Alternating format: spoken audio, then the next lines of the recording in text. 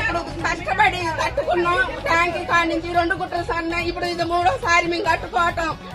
నెల నుంచి పనులు లేకోకుండా ఏం లేకోకుండా ఈయన సాయం చేస్తారని ఈయనకి డబ్బులు లేకుండా ఓటెత్తి అన్యాయం చేసి ఎవరికేసారమ్మా? ఎవరికేసారు? ఎవరికన్నా జగన్ రేవంత్ రెడ్డి గెలవాలనే రూపాయి లేకోకుండా గెలిపించినాం. ఏమో ఒక్కసారి ఆయన కొంచెం సాయం చేస్తారని. కరెంటు సంవత్సరం నుంచి లేదు, నీళ్లు లేవు, నిప్పులు లేవు, కడుపుతా ఉన్న పిల్లలు అన్ని.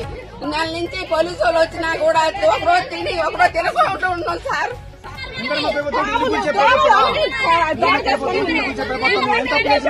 ముందుగా చెప్తా పక్కకు పోతుందా అని చెప్పి 8 సంవత్సరాల నుంచి వేసింది.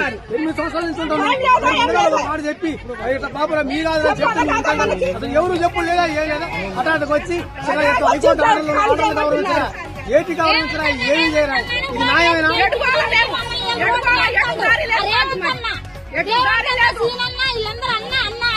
ఓటేయబట్టి ఓటేసి గెలిపించిన మిద్దల మీద కూర్చోబెడితే ఈ పరిస్థితి తీసుకొచ్చాను మమ్మల్ని.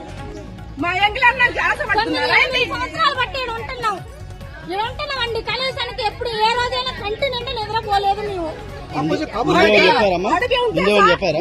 ఎవరు చెప్పలేదు.